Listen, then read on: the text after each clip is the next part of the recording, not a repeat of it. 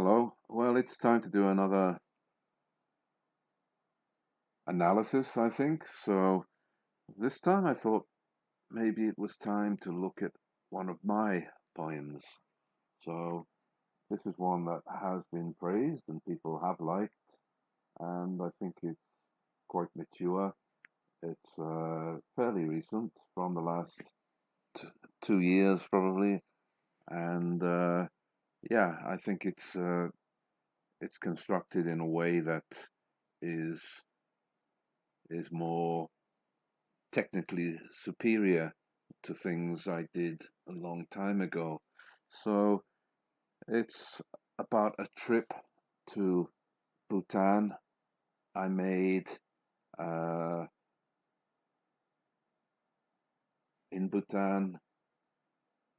I was particularly interested in the Buddhist temples and places, and that's reflected in the poem.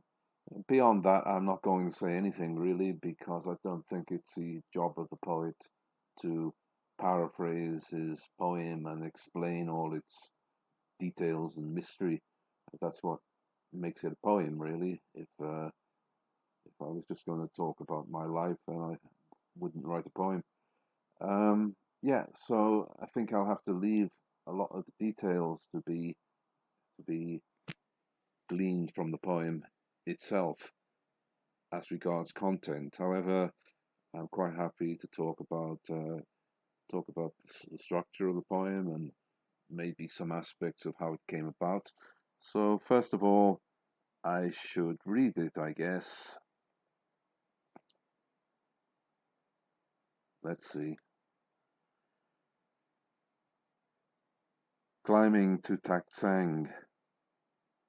Some of the things she says, they stay with me. When we were together in Bhutan, I remember her breezing up to the top of Taktsang, the tiger's nest, in spite of hidden tumor.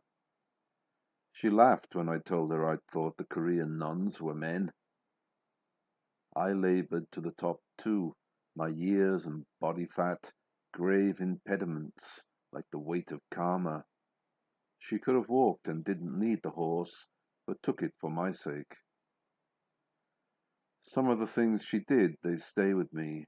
Her laugh, her smile, her sense of wonder in the caves of Nepal, her attentive devotion to Guru Rinpoche. In Copan, she said out loud that to be a nun would be a beautiful thing, yet sad for some, I thought.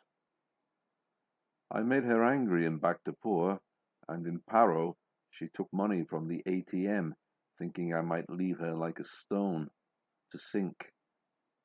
I wouldn't do that. In Bodhanath, we were blessed by Tibetan wise men and by Theravada monks in Koh Samui. Our Dharma is surely intertwined, but where will the string of karma lead save to more suffering? Better to suffer with her than without. I loved you in the Himalayan caves. I loved you in the mountains of Lampang. I loved you as the Guru's healing waves of love consumed us climbing to Taktsang. I love you as an emanation of yoginis from the Dharmakaya field, a Yeshe Tsogyal filled with burning love, transporting gurus to the battlefield. I loved you in the Koh Samui sun. I loved you on the sweet Gangetic plains. I love to see you smile and having fun. I love to feel you ease life's secret pains. I loved you through the rains of Kathmandu. I loved you as 1,000 mantras sang around the jagged cliff tops as we drew closer to the temples of Taksang. Well, maybe I should begin by saying something about the genesis of the poem. I had the last part, I had the music of the last part in my mind to begin with, and I knew I had to find the right words to make the music work, but I thought it might kind of seem a little bit too sentimental if it just started like that in a high emotional state and just went through with a sequence of rhyming stanzas full of high emotion. It's a high risk strategy, really, to start and end like that, to drop someone just straight into such a passion. So the technician in me started to think, well, you should really frame a context for it. And that's when I started thinking of the free verse section. Perhaps I should begin with the free verse section that kind of sets up the rhyming, passionate part and kind of leads to it in a um, an ambiguous, clear way, a way that will kind of lead the reader along, and it will not be such a jump to suddenly be plunged into a state of high emotion, but to actually make it kind of easier by leading the reader in and preparing him or her for what comes later.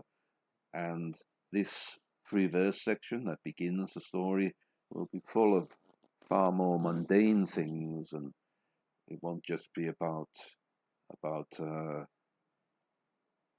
highest emotion of love and what's in someone's heart. I thought this verse section will be also full of the kind of everyday problems that people have, and perhaps in this case, even some of the problems might be more than most people have. Uh, and so I thought it would make a good contrast. You have this very down to earth first section, which is full of kind of emotional problems that people have. And then you have this second section, which is full of the deepest emotion and is kind of beyond those, uh, everyday difficulties. Um, so yeah, that first section, uh, it kind of also prepared me to write the second section. So as I say, I began with the music, the idea of the theme, Bhutan, the trip to Bhutan, and what happened there, and the music of those rhyming quatrains. However, I knew that to make those rhyming quatrains work, the words had to be excellent. I had to find exactly the right words to bring the music alive. And then in order to do that, I felt I had to lead into it with that first section, as I said before. And it would also prepare me to write the final section, to find the right words for that central part, really, central second part, that most important central second part. So, yeah, the, I was ready also to write the first part. It came kind of easily. Um, Anyone who studies it will probably see the influence of writers from the poets from the early middle part of the 20th century. The free verse is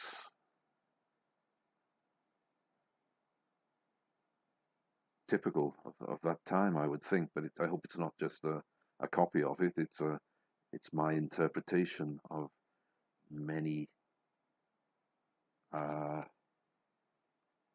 many things that are in my mind that I've read over long period of time. So the content is mine, The structure probably owes something to people like T.S. Eliot and Ezra Pound in particular, um, and then all poets I like because it's not just about the structure either; it's about the way the words go together and things like this. So yeah, I don't know. It's if you read a lot of poetry and you have something to say, sometimes it just all comes together, and it seemed to all come together here. So I'm not sure I can say a lot more about it than that.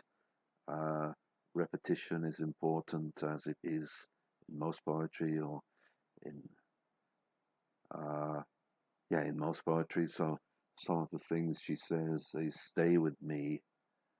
Then give an example, and then later on, some of the things she she did, they stay with me, and examples of things that happened. Perhaps some of them unusual, not at all romantic. Um, Not perhaps what a reader expecting a romantic poem would expect to find. And yet, I think it has a certain basis in truth. So the two parts can go together truthfully because the first part might not seem very romantic, and yet it's true. And the second part might seem very romantic, and yet that's true too. And hopefully, the idea is that each part gives the other more depth, although the second part is really constructed as the centerpiece of the poem, and the first part is more of a lead up. But it should have its own interest too. And it's free verse, as I said before, difficult to say with free verse why one organizes the words in a particular way. It just seems right in one way and not in another, and you have to back your own judgment. Um, Sometimes a word seems to work, and another word, which on the face of it could be just as good, doesn't seem to work. And yeah, the judgment about what works and what doesn't work is part of the job of being a poet. So if you're any good, then your judgment will mostly be good. Um, yeah. So the first section ends with a question, or several questions perhaps, and then leads on to that rhyming final part, 4 quatrains, a very kind of full and obvious iambic pentameter, uh, rhyming A B A B in each quatrain. And it's quite difficult actually to find the right words when you're rhyming so much. So, of course, 2 rhymes in a 4-line stanza, that's harder to make work than 1 rhyme in a quatrain. So, for example, frequently the second line will rhyme with the fourth. But if you have the first line rhyming with the third and the second rhyming with the fourth, then that that of course narrows your possibilities. You don't have so many words you can use. You can only use the rhyming words. But if you can get it right, it increases the quality of the music of the piece. And something it's something about inspiration to find the right words and to feel that you can make the music for so many rhymes by finding the right words. I felt I did in this poem. Frequently I don't. In this poem, I felt I did. Um, they're mostly full rhymes because it's a very sincere kind of section. Um, I'm okay with if the meaning kind of runs on from one line to the next. Sometimes that can be very effective, I think, and surprise as the reader progresses uh, in his or her perusal of the piece. There's a lot of references to Tibetan Buddhism or Vajrayana in it, and as with the emotional content, I don't really feel the need to, or feel it would be useful to go into detail about that. You know, anyone who's interested can track down the references, but I felt they were appropriate um, references to things like gurus and yoginis and Dharmakaya Field, Yeshe Tsogyal. Um, yeah, anyone who's interested can track those references down, and perhaps it will bring some parts of the poem more to life. Although I agree with T.S. Eliot's idea that you don't really need to understand everything about a poem, especially at the beginning, in order to feel its music and to feel its emotional power. So I hope that's true in this case. Um, bringing disparate things together is a very common task of a poet, and that's what I did in these 4 quatrains. Uh, and of course, you have to try and end in a dramatic way, and that's what I tried to do. There's a reference to the temples of Taksang at the end, and in the first stanza of the final part, we are climbing to Taksang. So it's the theme of the tiger's nest and the climb to the top. To see it is, and to be a part of it is key, really. And in Buddhism, I will say that there is this idea that by climbing, you gain merit. Many temples are built with many steps, and monasteries, temples are often built in fairly inaccessible places, and by climbing up to them, you are thought to gain merit. And there's obviously something special about the people you do it with, too. So, yeah, I don't really think I can say a lot more about this without getting into the content, and I don't really want to do that. I don't think it's necessary. Um, maybe I should finish by just reading it again one time. Let's see if it works.